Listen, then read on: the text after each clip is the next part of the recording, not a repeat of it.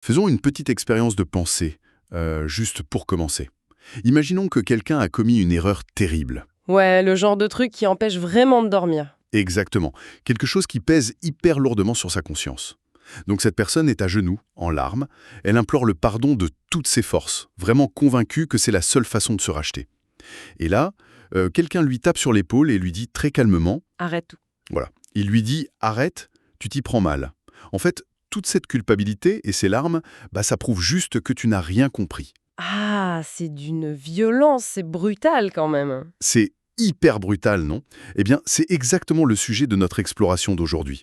On s'attaque à un texte qui prend le concept même de la repentance, un truc qu'on conçoit de la même manière depuis des millénaires, et qui le retourne complètement. Et c'est un texte d'une précision chirurgicale pour le coup.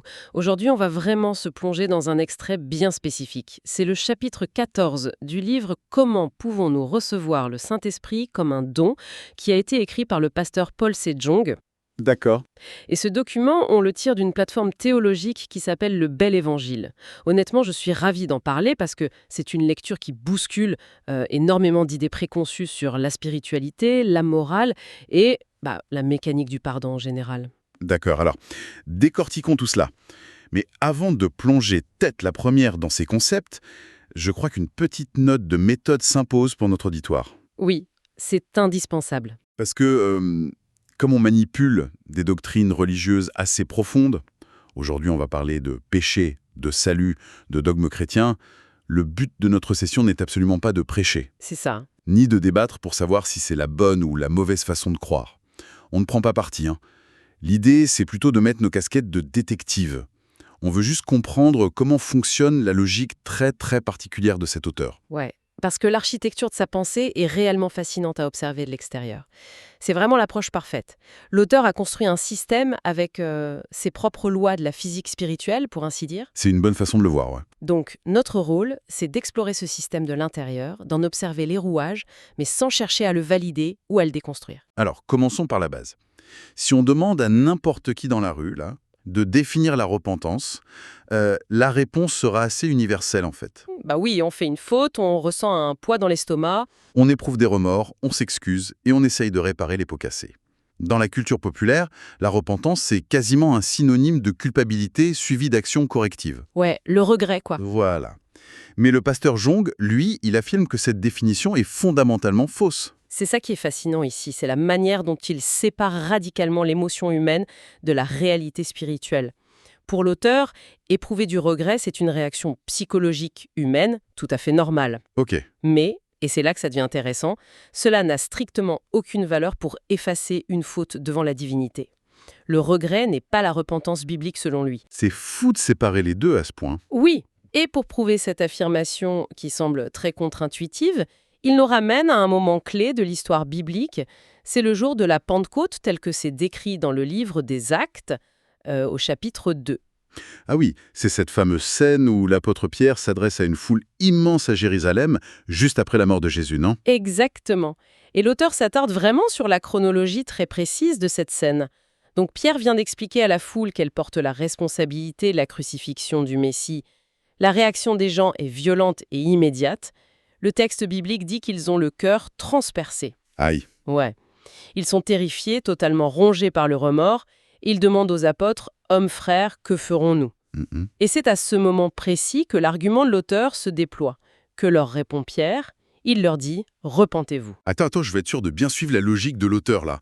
La foule est déjà en train de paniquer. Ouais, totalement en panique. Ils ont le cœur transpercé, ils pleurent probablement de regret, et c'est après avoir constaté ce désespoir absolu que Pierre leur ordonne de se repentir. C'est la pierre angulaire de son raisonnement. C'est une déduction presque mathématique, tu vois. Si la repentance, c'était simplement le fait de regretter et de pleurer sur ses fautes, Pierre n'aurait absolument pas eu besoin de leur dire de le faire. Puisqu'il le faisait déjà? Bah oui, sous ses yeux.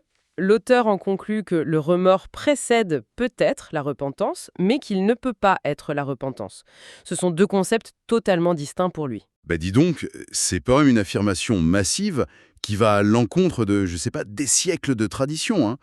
On nous apprend depuis l'enfance que la ferveur de nos excuses, ça montre la sincérité de notre repentance. Et lui balaye ça d'un revers de main. Complètement.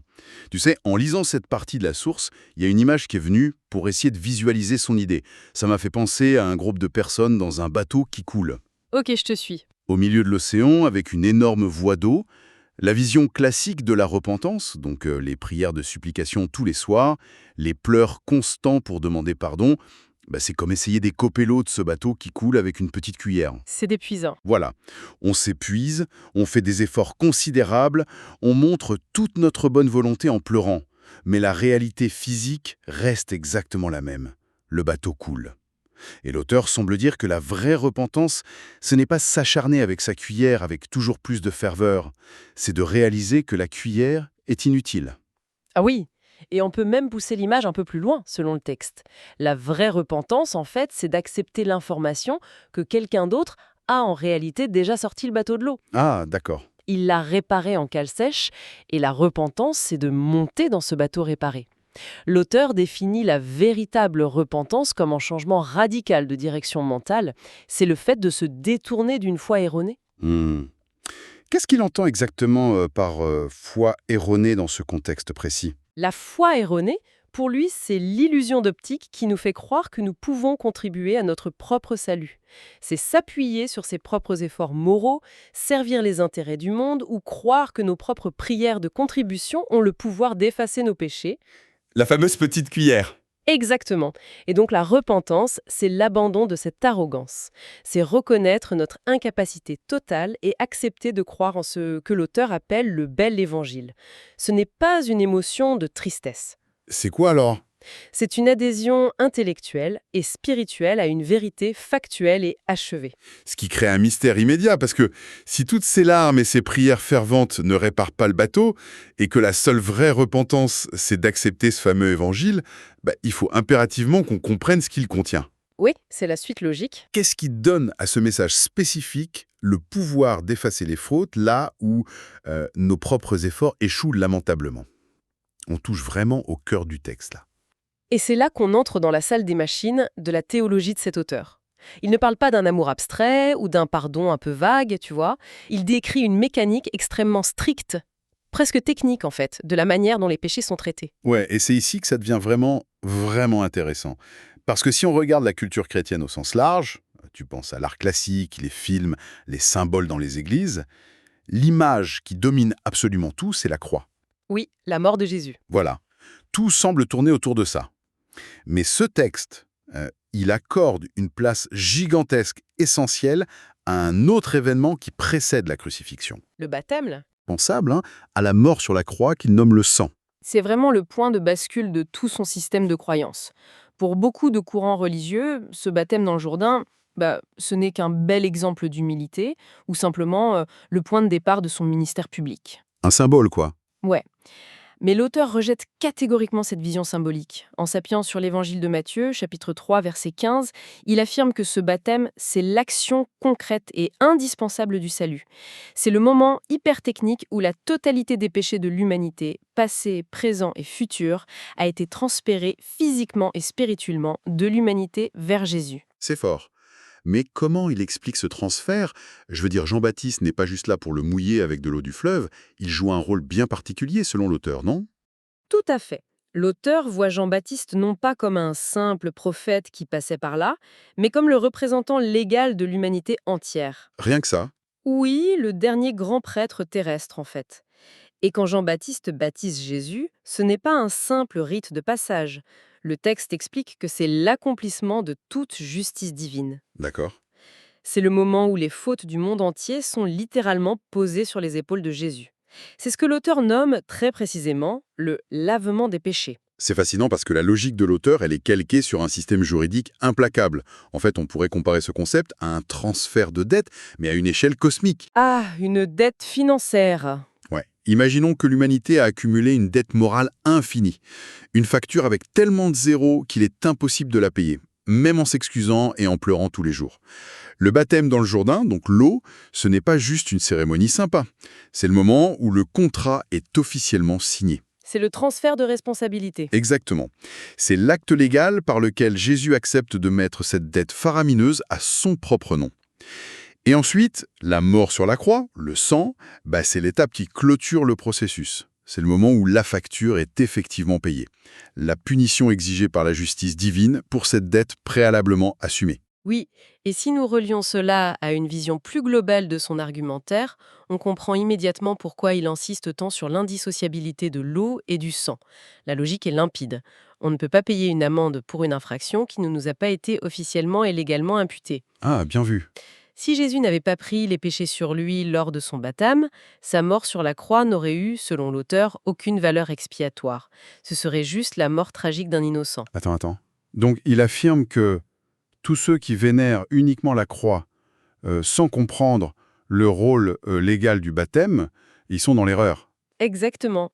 Le texte affirme, sans la moindre ambiguïté, que si quelqu'un croit uniquement au sang de la croix, sans croire au transfert des péchés lors du baptême d'eau, cette personne possède une foi incomplète. Et la conséquence de ça? La conséquence, c'est que la dette n'est pas effacée et que ses péchés restent en elle. Pour l'auteur, associer l'eau et le sang, c'est vraiment le seul moyen de laver véritablement le cœur humain de ses fautes. C'est le prérequis absolu pour passer à la phase finale du processus spirituel. D'accord. Donc la mécanique légale est en place, la dette est transférée à l'eau, puis elle est annulée par le sang. Une fois que cette dette est effacée par la croyance en cette mécanique très précise, que se passe-t-il dans cet espace, dans ce cœur qui est désormais, selon la théorie, vide de péché? Eh bien, on en arrive au sujet principal du livre, en fait. Oui, parce que la source s'intitule quand même « Comment pouvons-nous recevoir le Saint-Esprit comme un don ?» Voilà. Donc on arrive au but ultime de la démarche de l'auteur. Oui, on touche au sommet de son architecture, là. Et ici, l'auteur pose une règle fondamentale qui n'admet aucun compromis. Le Saint-Esprit est l'Esprit de Dieu. Par nature, il est la sainteté et la pureté absolue. D'accord. Il lui est donc ontologiquement impossible de résider dans un endroit où subsiste la moindre petite trace de péché. Il ne cohabite pas avec les ténèbres, il ne peut entrer que dans un réceptacle nettoyé de manière immaculée. Mais c'est là que l'esprit critique de n'importe qui s'active. Je veux dire, personne ne se considère pur à 100% dans la vie de tous les jours. Ce qu'il dit, c'est que la croyance en cette équation de l'eau et du sang rend la personne littéralement parfaite et sans péché aux yeux de Dieu.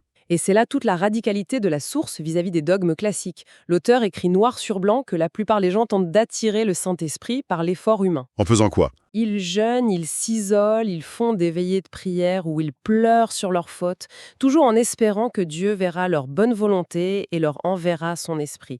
Mais le pasteur Jong rejette tout cela. En bloc. Oui, il affirme qu'aucun effort humain, ni la bonté naturelle, ni les sacrifices ne peuvent faire descendre l'esprit. Chercher à se purifier par soi-même alors que le travail a déjà été accompli par Jésus, pour lui, c'est vu comme totalement inutile. Ah, c'est le retour de la métaphore de la petite cuillère. Penser qu'on peut nettoyer sa conscience avec ses propres petits efforts, c'est ignorer la solution radicale qui est déjà offerte et terminée. Précisément. Le texte insiste et il s'appuie sur la première épître aux Thessaloniciens au chapitre 4, sur le fait que le Saint-Esprit est un don exclusif. Un don, pas une récompense donc. Il parle de temps de rafraîchissement pour décrire cette présence. Ah, le mot rafraîchissement prend tout son sens quand on y pense. N'est-ce pas? Ouais. Parce que si on passe sa vie entière à angoisser sur ses fautes quotidiennes, à avoir peur du jugement, à chercher constamment à s'améliorer pour se sentir un peu digne de Dieu, c'est spirituellement et psychologiquement épuisant. C'est un travail à temps plein. Grave. Donc le rafraîchissement dans ce contexte, c'est l'autorisation de poser définitivement les valises. Alors, qu'est-ce que tout cela signifie pour la notion même de divinité dans ce texte? Parce qu'en lisant les rôles attribués au Père, au Fils et au Saint-Esprit, on a presque l'impression de lire le cahier des charges d'une entreprise parfaitement structurée. C'est une excellente façon de le formuler. L'auteur expose une division des tâches extrêmement claire et méthodique au sein du Dieu trinitaire. Il n'y a rien qui est laissé au hasard. Chacun a son poste? Exactement. Dieu le Père agit comme l'architecte en chef. C'est lui qui conçoit le plan global du salut depuis les origines pour sauver l'humanité. Jésus, le Fils, c'est l'opérateur sur le terrain. Celui qui fait le travail manuel. C'est ça. C'est lui qui s'incarne, qui prend les péchés lors du baptême et qui paye la pénalité sur la croix. Et enfin, le Saint-Esprit, lui, il a un rôle d'auditeur divin et de garantie. D'auditeur. Ouais, il agit comme le témoin de cette vérité, en poussant les individus à y croire. Et une fois la personne purifiée par cette croyance, il s'installe dans son cœur comme un sceau final et certain. C'est la preuve ultime que le contrat a été respecté. C'est cette dimension hyper systématique qui rend cette structure conceptuelle si fascinante. Qu'on soit croyant ou simplement un passionné de la philosophie des religions, c'est brillant d'un point de vue structurel, hein. Ah oui, c'est une horlogerie fine. L'auteur offre une formule totalement binaire et achevée. D'un côté, selon le texte, si on s'appuie sur ses propres regrets, sur sa capacité à s'excuser en pleurant, on reste irrémédiablement lié au péché. Et l'Esprit divin ne peut pas venir. C'est bloqué. Voilà. Et de l'autre côté, si on adhère intellectuellement et spirituellement à cet acte historique combiné du baptême et de la croix, on est déclaré totalement pur, instantanément, et l'Esprit vient habiter en nous pour apporter la certitude du salut. C'est une logique implacable qui ne laisse absolument aucune place au compromis ou à l'entre-deux, quoi. Et cette logique repose entièrement sur l'abandon total de l'ego. L'auteur nous dit, un peu en filigrane, que chercher à se purifier soi-même par la contrition, c'est finalement une forme d'orgueil spirituel déguisé en piété. Hein, l'orgueil, carrément. Oui, parce que c'est une façon de dire à la divinité que notre propre tristesse a suffisamment de valeur pour acheter notre pardon. La véritable humilité, selon les critères stricts de ce document, c'est d'accepter notre propre banqueroute spirituelle. D'accepter qu'on est ruiné. Exactement.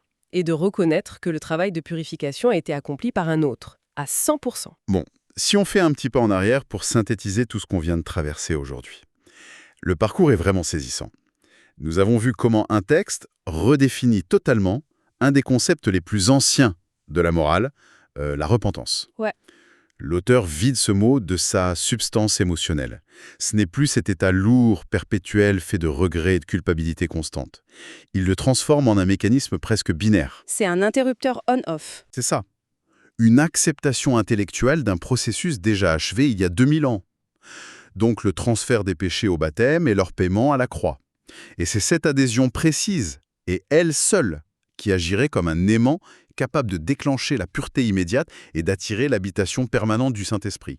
C'est véritablement une ingénierie de la croyance. Le fardeau écrasant du salut est retiré des épaules faillibles de l'humain pour être entièrement placé sur les épaules du divin. Ce qui est rassurant. Oui. Mais en contrepartie, cela exige une confiance aveugle et exclusive en cette mécanique de l'eau et du sang. Toute autre voie est considérée comme nulle et non avenue. Ce qui m'amène à une réflexion finale, en fait. Une idée qui a germé pendant la lecture et qui dépasse un peu le cadre strict du document. Ça soulève une question psychologique assez vertigineuse sur la façon de vivre avec ses propres failles. Je vois où tu veux en venir. Ouais. Si, dans ce paradigme, la culpabilité et le regret quotidien face à nos fautes ne sont plus perçus comme des actes de piété, mais plutôt comme la preuve d'un manque de foi. Comment cela modifie-t-il le cerveau de la personne qui y croit ? C'est à double tranchant. Exactement. D'un côté, cela pourrait libérer l'esprit humain du fardeau écrasant de la culpabilité toxique, tu vois, en offrant un soulagement définitif. Mais de l'autre, est-ce que cela ne crée pas une nouvelle forme d'angoisse tout aussi terrifiante ? Oh que oui. Imagine la pression. Au moindre sentiment de culpabilité naturelle après une erreur, la personne pourrait paniquer et se dire « Mon Dieu, je me sens coupable, ça veut dire que ma foi s'effondre et que je viens de perdre la garantie du Saint-Esprit. » L'exigence de perfection comportementale est remplacée par une exigence de perfection dans la croyance, ce qui est peut-être encore plus difficile à maintenir en fin de compte. C'est tout le paradoxe de ce genre de système absolu. L'abandon de soi exige une certitude de tous les instants, une discipline mentale qui ne tolère aucun doute. Car le doute, lui-même, il devient le signe de l'échec. C'est une dynamique psychologique extrêmement puissante. Vertigineux même. En tout cas, un immense merci d'avoir cartographié ce territoire complexe et d'avoir démêlé les fils de cette doctrine avec moi aujourd'hui. Merci à toi, c'était passionnant. Et à tous les esprits curieux qui nous accompagnent dans ces explorations, peu importe vos propres convictions, continuez toujours de questionner, d'analyser à la source et de chercher à comprendre l'architecture invisible des idées qui façonnent les visions du monde. Toujours creuser plus loin. C'est ça. C'est en regardant sous le capot des croyances qu'on comprend vraiment comment elles fonctionnent. Notre exploration ne s'arrête jamais et on se retrouve très bientôt pour une nouvelle plongée analytique.